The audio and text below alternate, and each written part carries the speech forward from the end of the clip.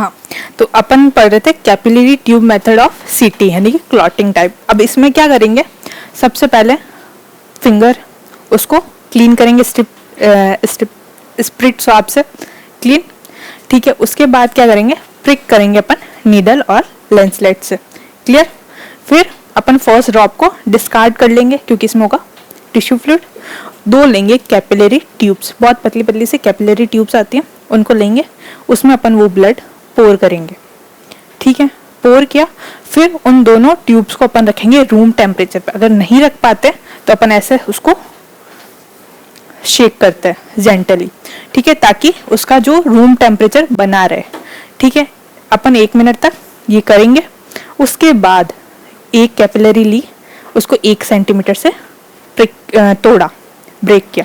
फिर वापस अगर तुमको ब्लड गिरता हुआ दिख रहा है, एक चीज पूल होता है वैसे फाइब्रिन्स निकलते हुए दिख रहे, तो वो क्लॉटिंग टाइम आपको डिनोट करना है। मतलब 1-1 सेंटीमीटर से तोड़ते जाएंगे। ठीक है, जहां पर जाकर तुम्हारा ब्लड ऐसे चीज पूल होता है वैसे फाइब्रिन पुल्स हो, तो वहां पे तुमको स्टॉप वॉच स्टॉप करनी है और क्लॉटिंग टाइम लिखना है। क्लियर, लिख लिया ये।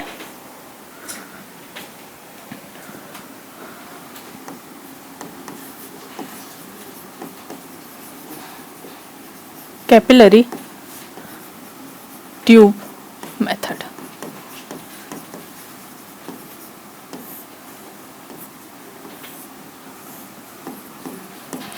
fingertip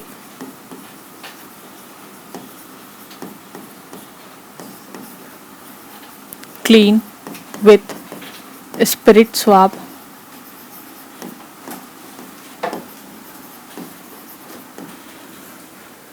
ठीक है,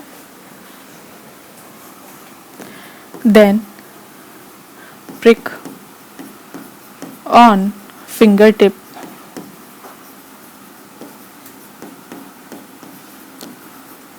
with help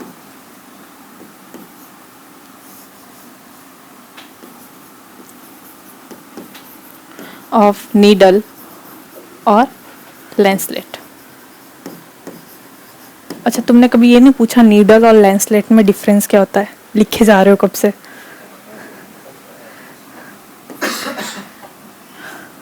ठीक है, then remove the first drop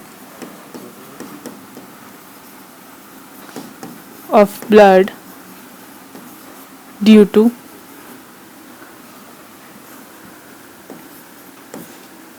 presence of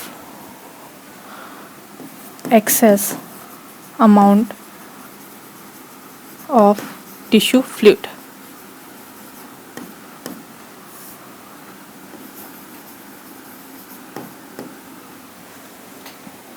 ठीक है, before removing of blood drop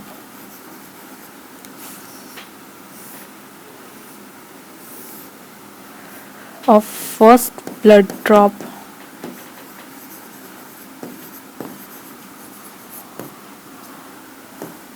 stop watch will be started।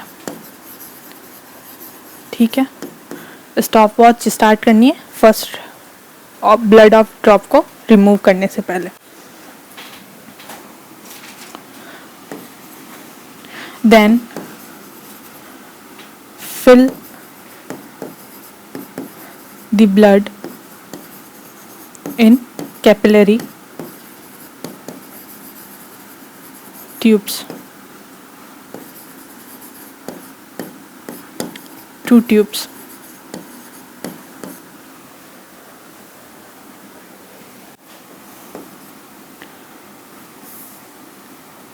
Then leave the capillary tube at room temperature और shake between palms। ठीक है, या तो रूम टेम्परेचर पे उसको छोड़ दो, नहीं तो रूम टेम्परेचर के लिए लाने के लिए हैंड्स के बीच में उसको शेक करो या रब करो। क्लियर। फॉर 1 मिनट लिखना।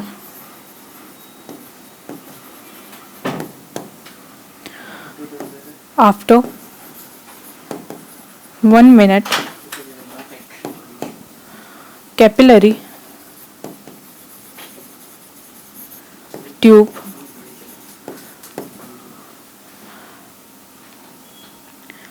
will break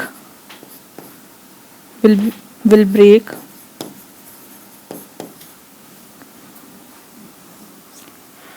at 1 centimeter of distance। This process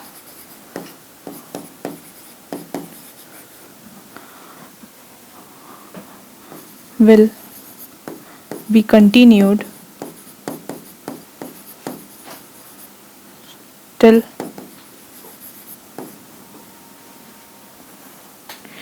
thin fiber are not seen।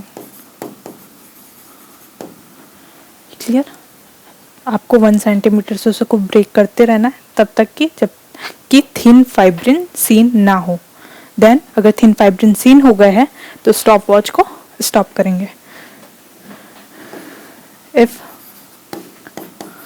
Thin fibrin are seen, then stop watch will be stopped।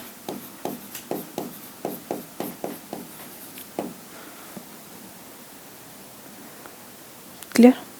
और नॉर्मल क्लॉटिंग टाइम होता है by capillary tube method is 1 to 5 minute, यानी कि 1 से 5 minute में आपका blood clot होगा।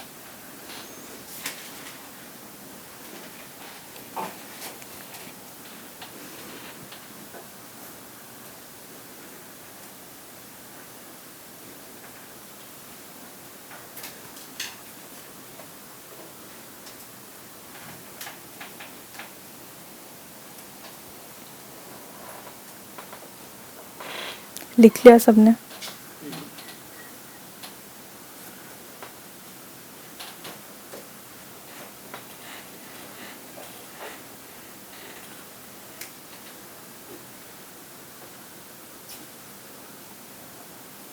Next है Lee and white method.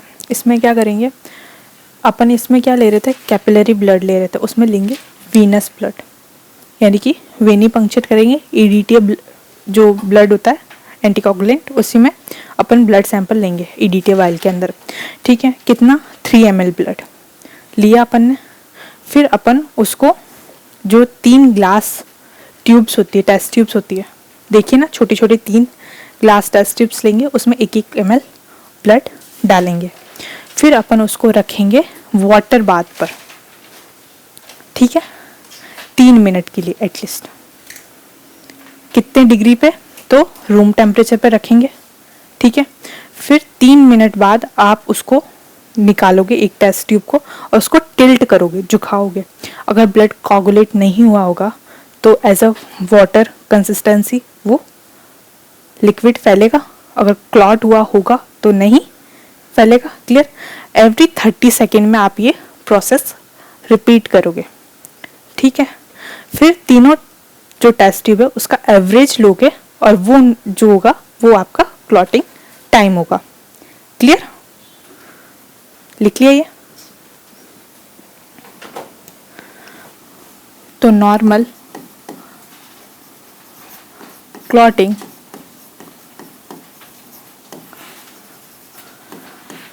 Time by capillary prick method is 1 to 5 minutes।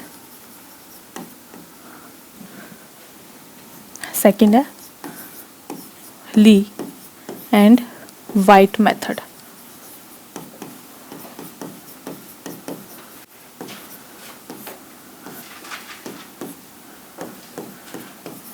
Take sample और specimen by venipuncture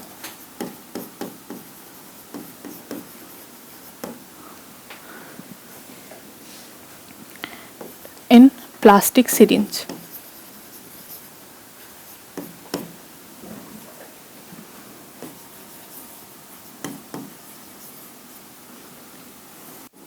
Then put the blood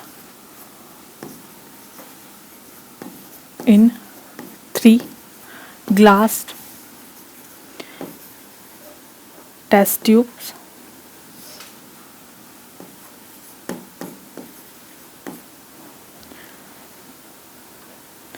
One ml in each,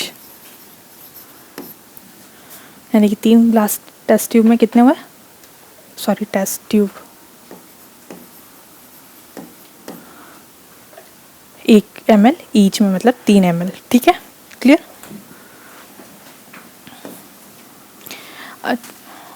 before at the time of break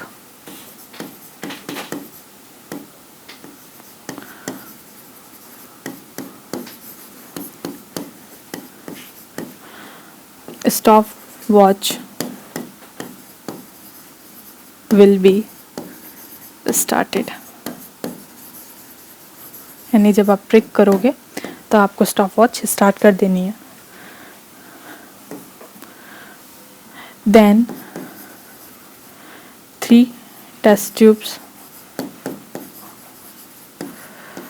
place in water bath. अच्छा, room temperature कितना होता है? हाँ, 37 degree, correct. Water by at 37 degree Celsius और room temperature.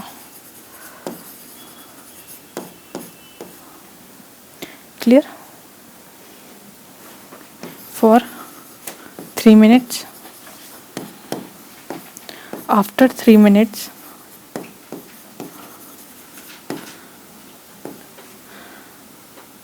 take a test tube from water bath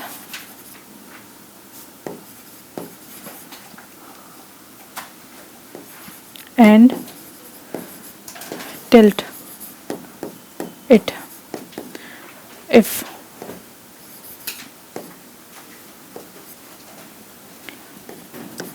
blood is tilted,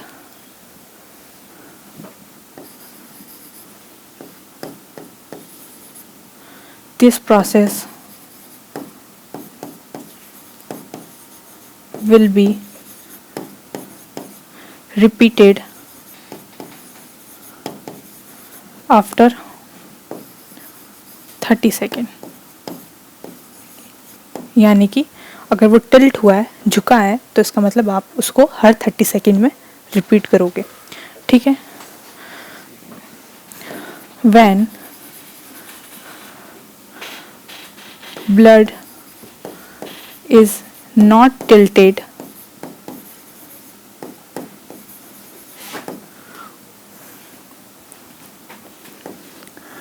then we take average time of 3 test tubes, यानी कि अपन 3 test tube का average लेंगे। ठीक है।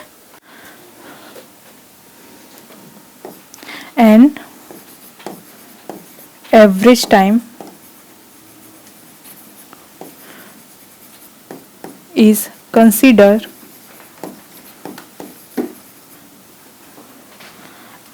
as clotting time।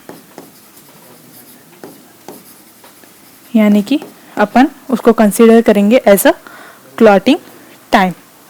अब कितना clotting time होता है ली एंड वाइट मेथड में, तो वो होता है 5 to 10 मिनट। क्लियर?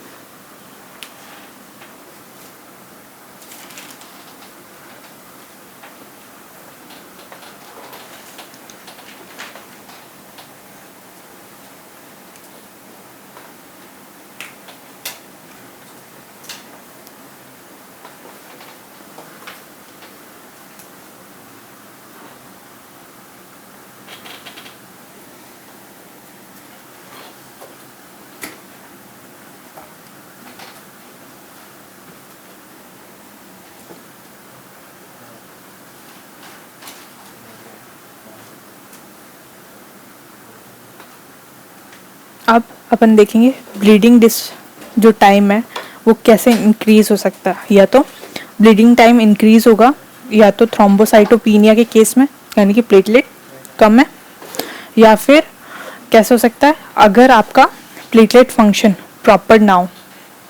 ठीक है, अगर प्लेटलेट फंक्शन प्रॉपर ना हो तो भी आपका प्लेटलेट काउंट जो ब्लीडिंग डिसऑर्डर है होगा। ठीक है, उसके अलावा अक्यूट लुकेमिया में। क्लियर? और उसके बाद अलावा ए प्लास्टिक अनीमिया इस कंडीशन में, या फिर तुमने एज ए ड्रग ले रखी हो एस्प्रिन, तो उस कंडीशन में भी आपका ब्लीडिंग टाइम बढ़ा हुआ आता है। क्लियर? या फिर जो आपकी ब्लड वेसल्स है उनकी इंटीग्रिटी सही ना हो। क्लियर? तो ये कुछ कंडीशन होती है जिसमें आपको ब्लीडिंग टाइम बढ़ा हुआ दिखता है या ब्लीडिंग डिसऑर्डर्स हो सकते हैं। वही बात करें क्लॉटिंग डिसऑर्डर्स की, या क्लॉटिंग टाइम बढ़ा हुआ कब दिखेगा, यानी कि आपकी प्लाज्मा में कोगुलेशन फैक्टर्स प्रेजेंट नहीं है, ए फाइब्रोजिनेमिया यानी कि फाइब्रिनोजन प्रेजेंट नहीं है, या फिर तुमने ब्लड को मिक्स किया है एंटीकोगुलेंट्स के साथ। एंटीकोगुलेंट का काम क्या होता है? क्लॉटिंग को रोकना। तो अगर तुमने उसके साथ मिक्स किया है तो ब्लड क्लॉट नहीं होगा। क्लियर? उसके अलावा अगर तुमने एज अ ड्रग इंजेक्ट किया एंटीकोगुलेंट को तो भी आपको देखने को मिलेगा बढ़ा हुआ क्लॉटिंग टाइम। लिख लिया ये।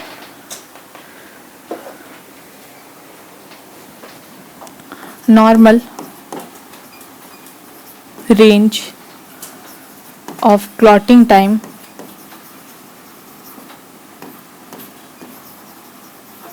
by Lee and White method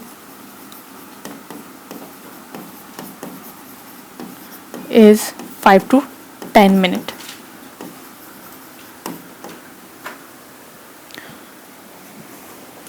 Next heading, elevated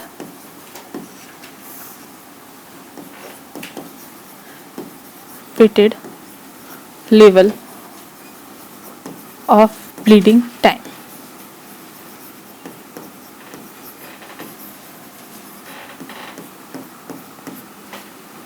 किस केस में मिलेगा? एक तो thrombocytopenia,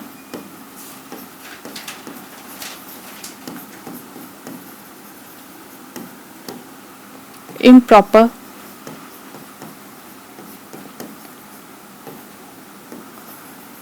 functioning of platelet,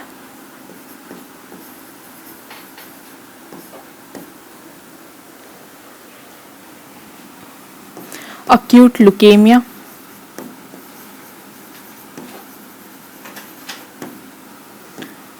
aplastic anemia,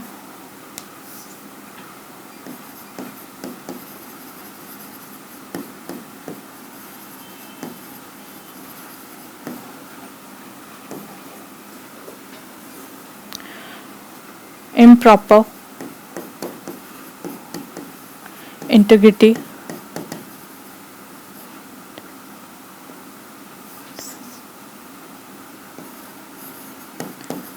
of blood vessel walls और drug जैसे कि एस्पिरिन। और वहीं आपको elevated level of clotting time कब मिलेगा?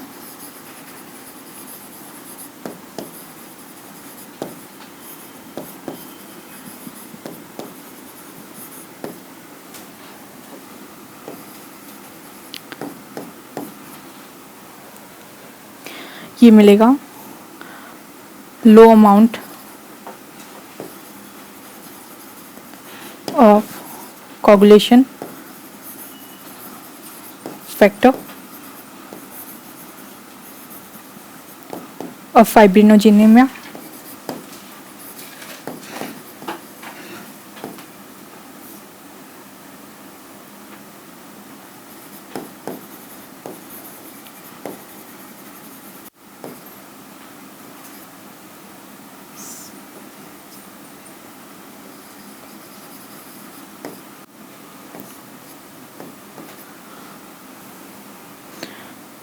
anticoagulated blood use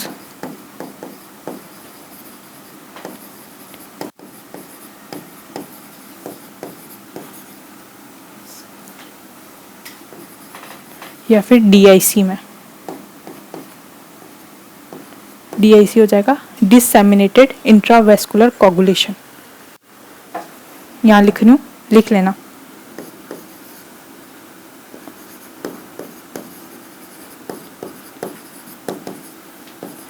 intravascular